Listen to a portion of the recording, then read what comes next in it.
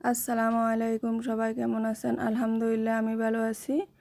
আমি ফিরে এলাম আবারও আপনাদের মাঝে সুস্বাদু রসুন ও টমেটোর ভর্তা নিয়ে। তো ভর্তার জন্য আমি কিছু রসুন নিয়ে নিয়েছি। রসুনগুলো ভালো করে ভেজে নিব। নরম হওয়ার জন্য কিছুক্ষণ রেখে দিব।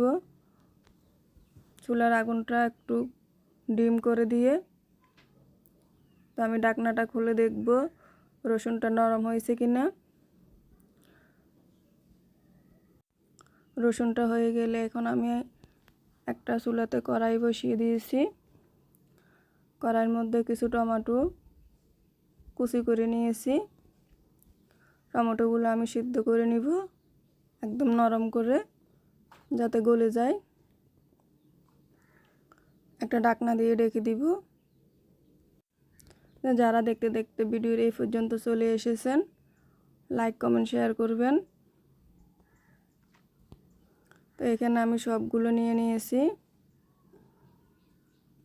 এখন ভর্তাটা মেখে নিব। ভর্তাটা মাখা হয়ে গেলে একটা প্লেটে নিয়ে নিব। সবাই ভালো থাকবেন। আসসালামু আলাইকুম।